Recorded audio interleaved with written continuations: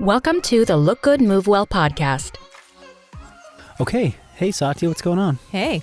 Got some banter topics for you. Okay. Here's the topic. Okay. What is some either really cool or over-the-top ridiculous thing that's going on at your kid's school right now? Because I had a very fun and pretty cool experience this morning, but I'll wait to. I want to hear from you. Okay.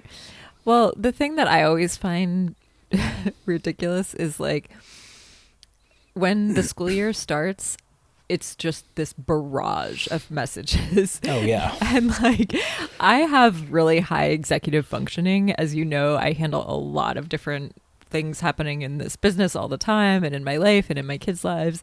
And even I find it really difficult to keep up with everything because it's just, what do I need? So this morning, I got a message that my daughter was one of the cooks for this week's like cooking club. Okay. And they're going to make trail mix. And so she needed to bring in some peanuts and some almonds, like total short notice. Wow. Like, okay, we got to like, so we like hustled out of the door early and, you know, went to the store and got some peanuts and almonds. Jeez. The thing I'm most shocked about is that they're like inviting peanuts into school. Like most schools are like, no peanuts, please. Yeah. There's also another kid was assigned to bring the peanut alternative snack. Got so, it. Yeah.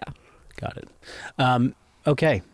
Yeah, I can attest to the barrage of emails. I'm like on like 4 different communication threads for like the school, and it's like, oh my gosh, I can't even keep up. But I have to say that it does feel like, now that we're in the elementary school system, kindergarten just started, I'm like, man, school in elementary school is way cooler than it was when I went to like school. Like, it just seems like I remember my mom being very involved in like the PTA or whatever they call it. It's different here. Now it's like the PTO. And I'm like, isn't that like a paid time off like acronym? Like, why are they changing it to PTO? But still don't even know what that stands for. But there's just like a very cool community feel.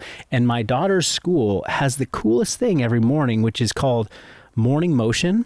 And they basically, like, all the kids except for the kindergartners, they go to their classrooms and then the teachers bring them over, but everyone else just like, you arrive at school with your backpack and you go straight to the play yard, and the PE teacher is up on a stage playing music, and kids are walking around and doing laps.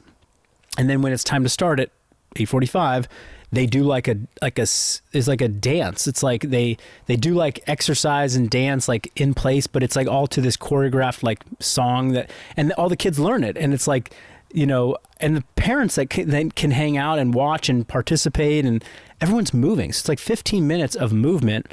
And then the PE teacher, he kind of like talks about, like on Monday, talks about the kids like setting a goal for the week and reminds them to like think about it. And then by Friday, he's like, hey, what did you do to like take a step towards your goal this week? And it's just, and then they say this like pledge, like they do the Pledge of Allegiance, but they also do this like pledge that like is about like, I will respect myself. I'll respect my friends. I'm going to, you know, take pride in my community and blah, blah, blah. I'm like, this is so rad. Just the movement part of it, I think, is so freaking cool. Is that why you were late today? You were like getting your jam on with your kids? Well, I'm going to get to that. They just had like their fundraiser. Yeah. And, you know, we're like, okay, we're going to like, you know, help Noah secure some donations, right? Which, because it's her first one of all, like ever, you know. And then I'm realizing like, there's going to be a lot of these. Like, I can't be hitting up like all my relatives and friends like all the time for donations, but this is her first time. So, you know, Megan asked a bunch of friends and her side of the family. I asked my brothers, and my parents contributed, and turns out Noah's the top contributor to her class, right? And so all the top contributors get to have like, they got a little prize, but they also got to do something special, which was every class had one representative go up, the top donator in the class, and they got to slime their principal today. Wow. So I went and watched the sliming of the principal happen. Nice. And the principal is super cool. Like, her daughter's in Noah's class and they're buddies and they were on the same soccer team. So we like get to see her and hang out with her, but she also is like graduated from Cal like the same year I graduated. So I'm like, it's just interesting to like be like, oh, these are my peers. These are like the people this is my generation, like running the school, bringing some fun and some like just different energy to it. And so Noah got to pour like a red cup full of like slime on her principal. And by the end, it was nuts. She was like, she was covered in, I don't even know what the slime was made of, but it looked like my worst nightmare of like having goopy stuff like in every crack of my body. So that's why I was late today. Would you rather have goopy stuff in every crack in your body or not be able to floss? We'll save that for the next banter session. Okay. Yes. So we're going to dive into training topic. Okay. Right? Yeah. And the question that came in, and basically we're going to bucket this as, how do you make the training work for you if and when? Well, actually, you said it better. Could you summarize how we're going to bucket this conversation topic? Yeah, the way we were going to bucket it was, how do you take a look at what a given workout is or a given list of movements and translate that into your particular needs, whether that's how long is this going to take, or is this going to give me the result I want, or if I follow this series of workouts that I can see over time, is this going to build my upper body? Like, how can you sort of translate what you see a workout or a program look like, and how do you make the connection between, especially as an experienced coach, knowing what the end result is going to be? Yeah. So why is it like, okay. That I remember you saying that and that being like, yes, that's how we should present this.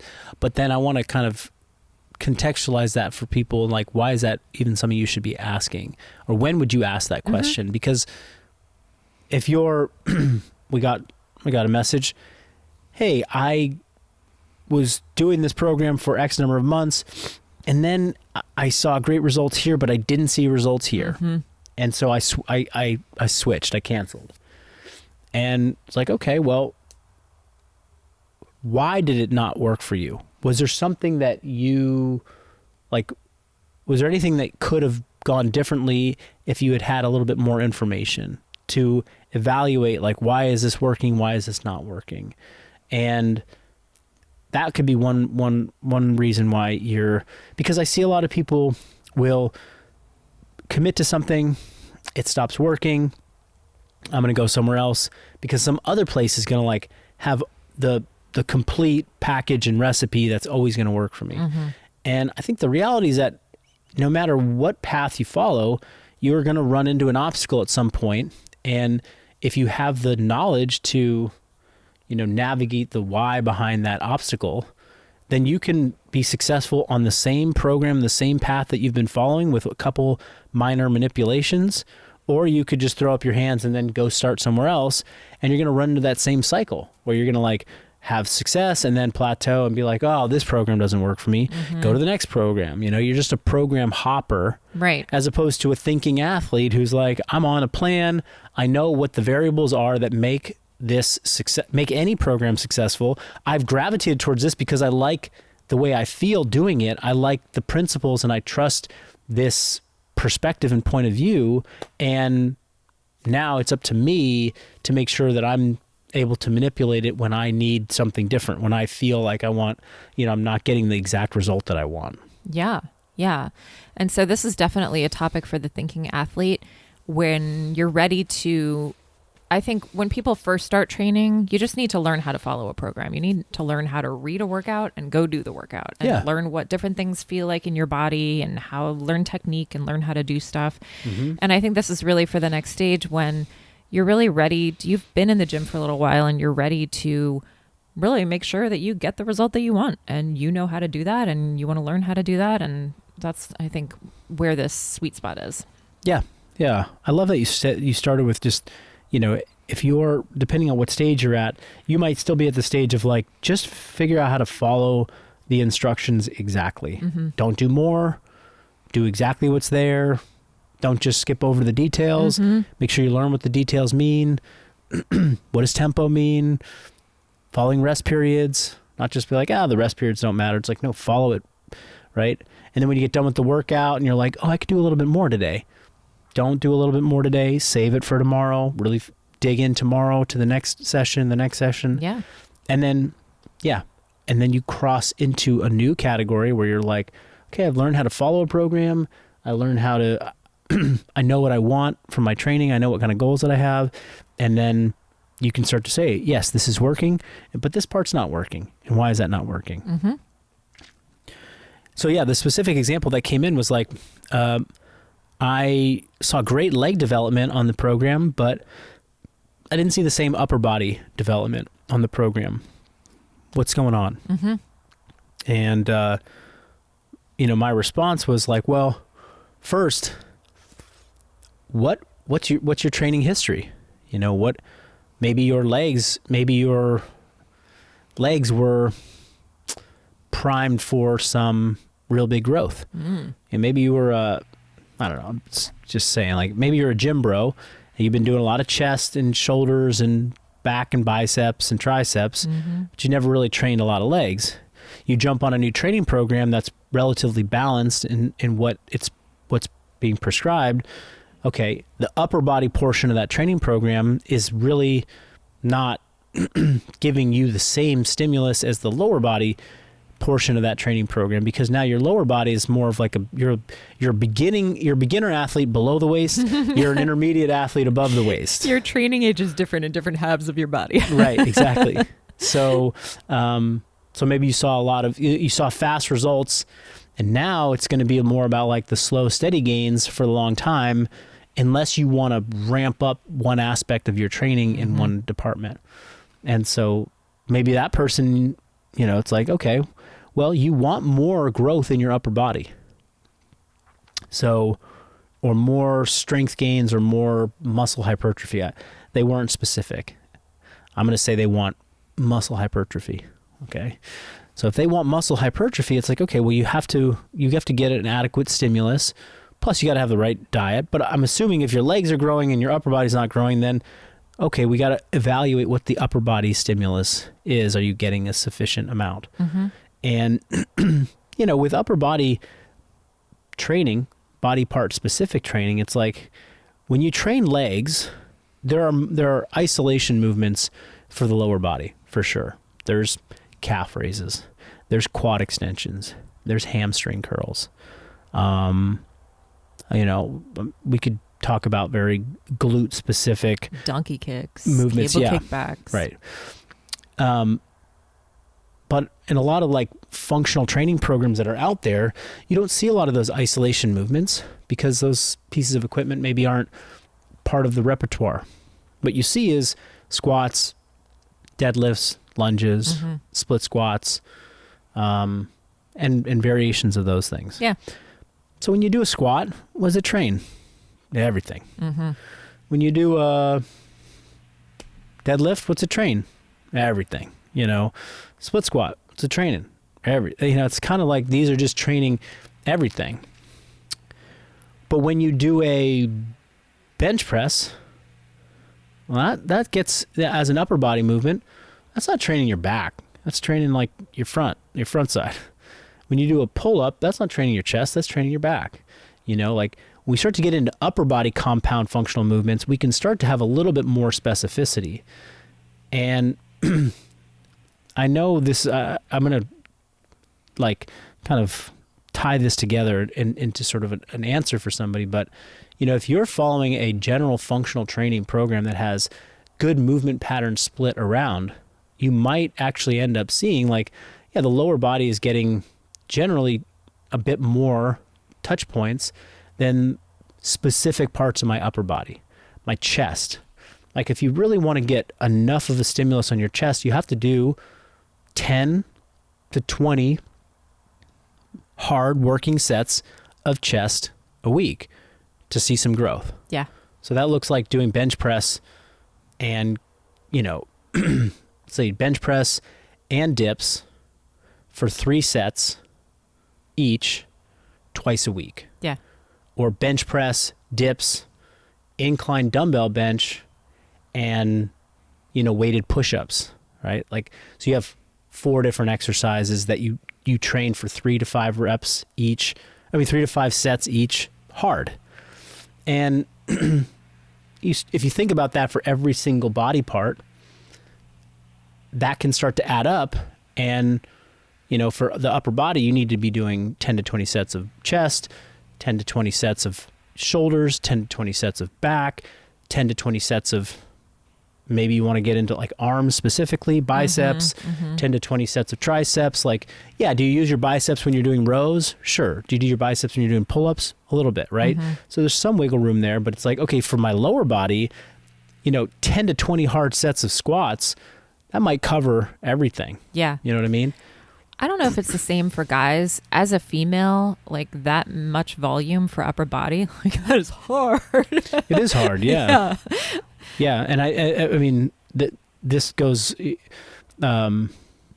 men typically, because of like their hormone profile, have an easier time with upper body development and training volume, or training, and women tend to have a harder time. And this was always like when we were coaching clients in CrossFit, it was because the sport was really written. I mean, you could argue like who is it written for, but some of the numbers for upper body movements really made a lot of sense for male athletes. And early on, they just didn't make sense for women. It was like, women are getting time capped on every workout that has pull-ups, but men are just flying through it. Yeah. And of course that's changed over time. Why? Because we realized like, okay, women just need to do like twice as much volume as men on upper body stuff to just like keep up and to kind of normalize this thing. And so it was always like a bit harder to push those, upper body movements and performance points for women, in CrossFit.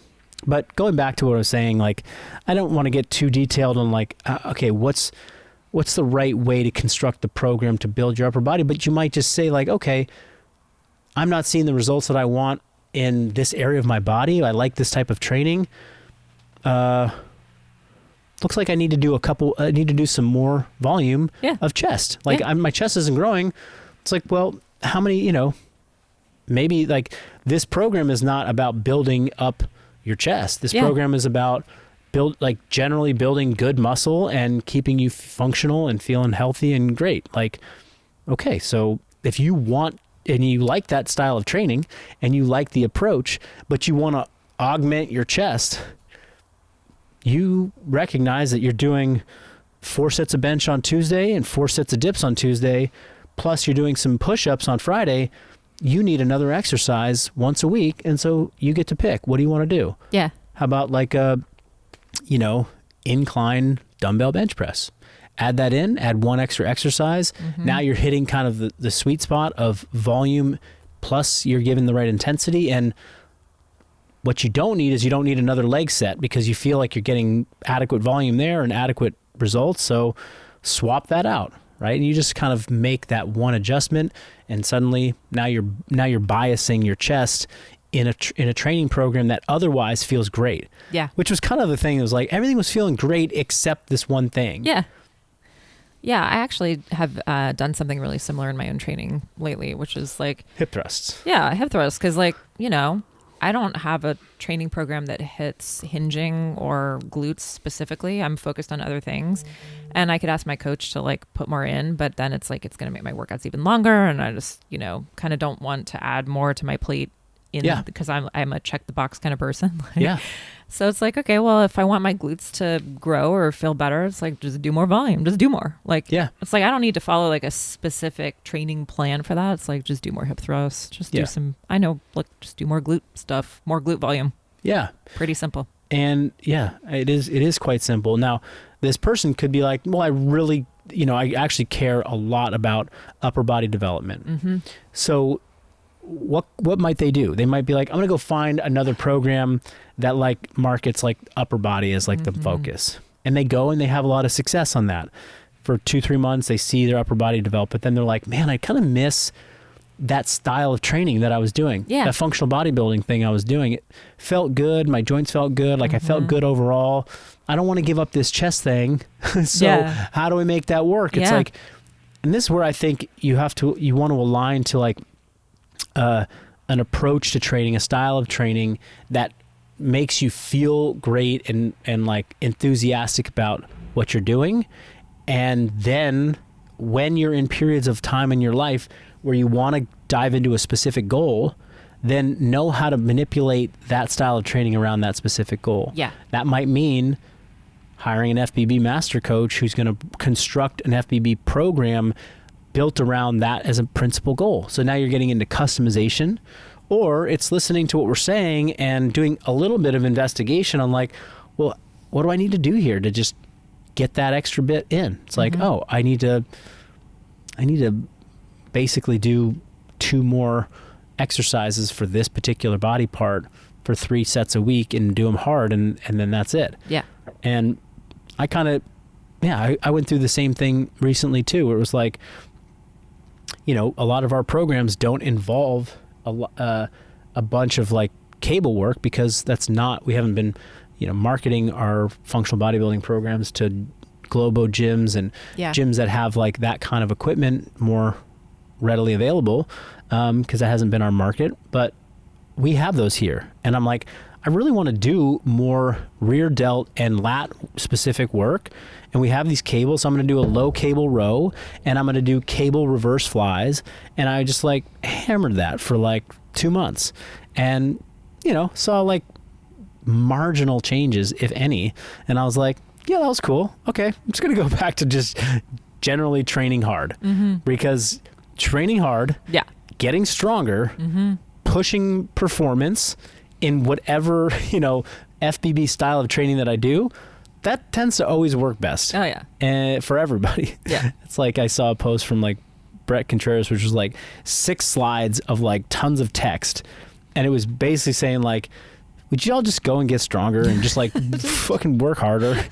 Go lift some Just stuff. go. Like everything you want is going to be better when you like try and outperform yourself from last time. Yeah. And are you going to be outperforming yourself for life? Like, are you going to be setting PRs forever? No.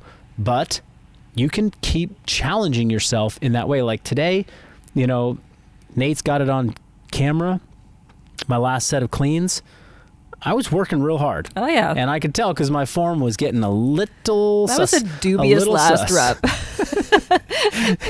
We were all like, is he gonna big? Okay, he's good. And the top, I think the top weight that I hit was like 245 on a clean. And, you know, I did doubles at like 355 back in the day. Yeah. So I'm like, okay, yeah, I'm not exactly the strongest I've ever been, but that was the type of effort that I needed to put in to like push harder than last week. Yeah. Push. And that alone is going to help me see at this stage of my life, you know, growth and improvement. And so, hey, get underneath the bench press, push it hard for a couple sets, really work to get stronger in that particular lift, and then orient the rest of your training around this style that makes you feel awesome and keeps you enthusiastic and excited to come in and hit new goals. Like you get to month 3 where you're like, things are going great, where you're like, oh, I really want to like dial in my chest. When you're like in a rut and you are not doing well with your training, no one's like looking at their chest and be like, God, I really just want to sculpt my chest. They're more like, dude, I got to get into training. Like I got to like get consistent again. You know, people start to get really focused on specific goals when life is in a good place. You know, when we're in like it's like that, we'll get to it in the next podcast, but the Berardi post, like it's in times of peace where you're like, yeah, I really want to optimize. I really want to get shredded. I want to like get a super 6-pack. It's like when there's chaos in your life, you're like, I just want to go and exercise and feel good. Like, I just want to not eat chips and Skittles tonight. Like, I just want to make a better choice and eat a baked potato and a steak and, you know, or whatever. Right. And so if you're really refining and getting specific about like, I want to improve this little thing, just accept that like what you've been doing you're in a position to even want that because you've been doing the right thing. Yeah. Okay. What are some other ways that you think people can learn to get some practical information with their burning questions and needs by looking at their training program?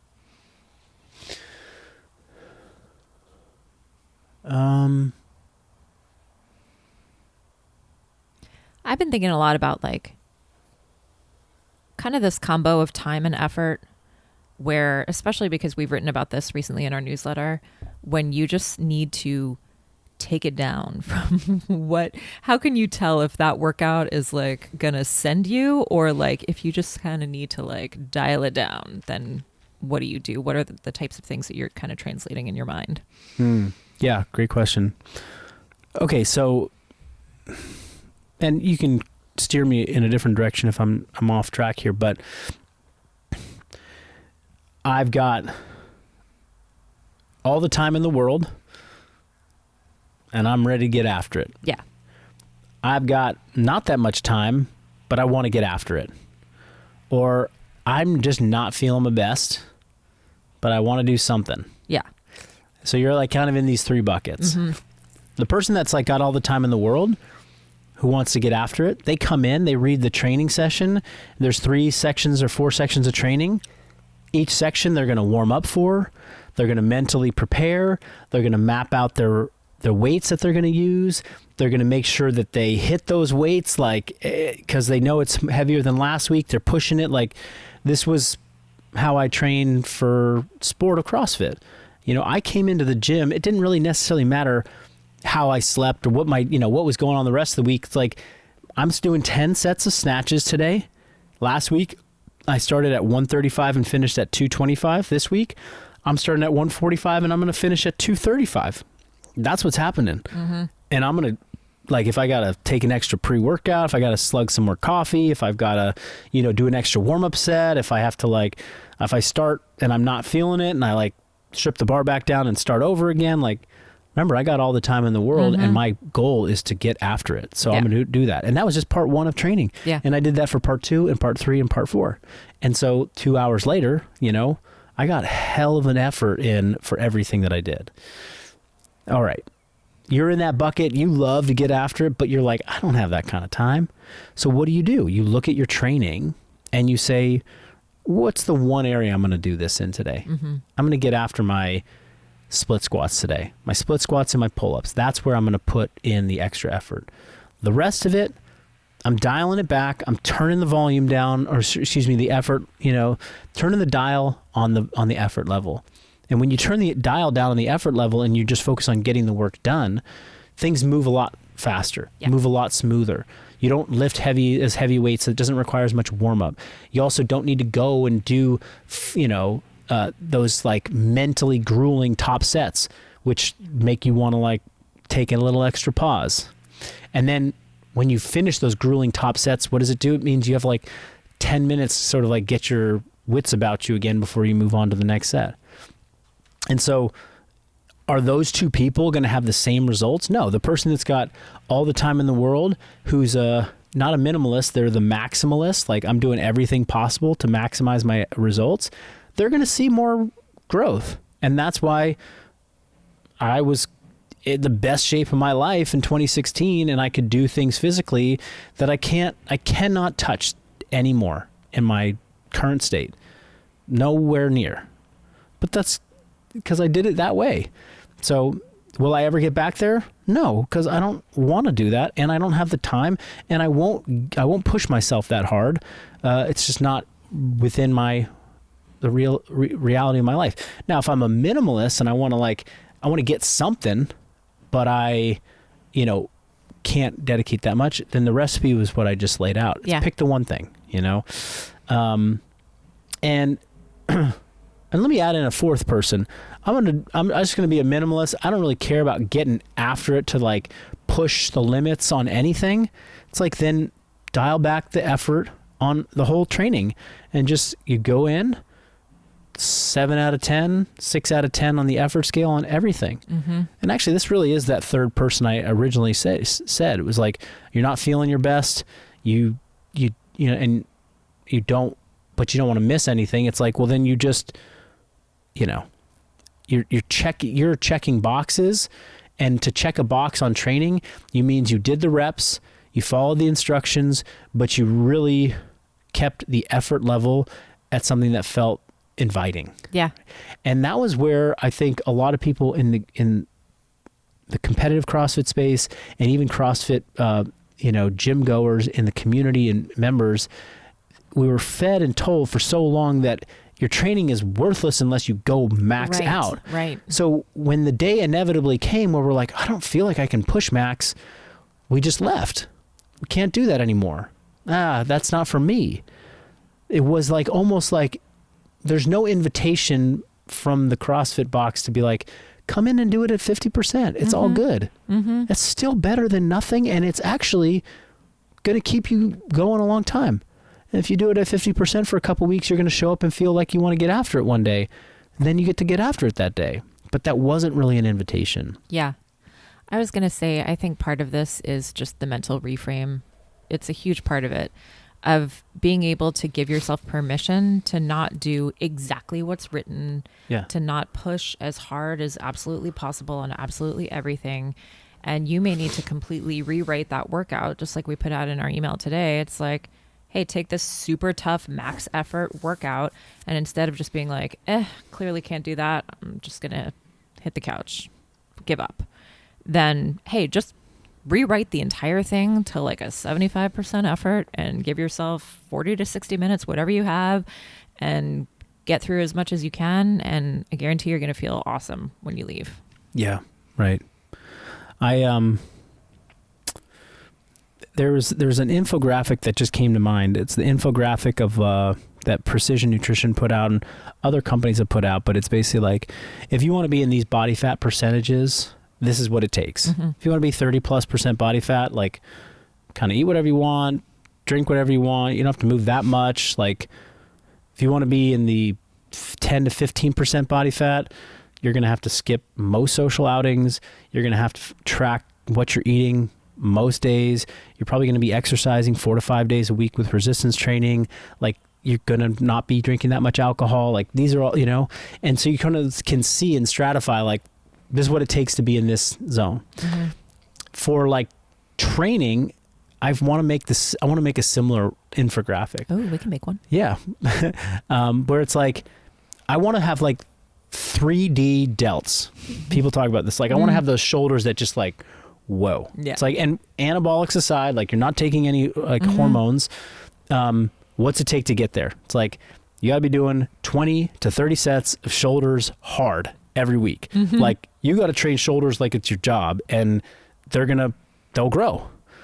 But if you if you train like in a normal, a normal average training program, like you're going to have shoulders that look like this, right? Or like kind of stratified by like how much effort it's going to take. Yeah. And it's like CrossFit athlete, like doing CrossFit at this level, like what's it take versus like, this is the level that I'm at now, and this is the effort that I'm willing to give. Yeah. So basically stratified by like training effort and volume, the combination of the two, what kind of results you can expect. Because I think a lot of people see like, I want to build my chest. Like I see that guy or that gal, the guy, maybe like glutes for girls or something like that. I want to build glutes like that girl. Mm-hmm. And that girl is like getting coached by Brett Contreras, and she does 4 days a week of glute training. And on every day, she does like 6 to 8 sets, like at high effort, like with a couple drop sets in there and blah, blah, blah. Like make you want to like kind of throw up a little bit so hard. It's like, okay, you want to get like badass glutes like that? Like you got to do that. Yeah.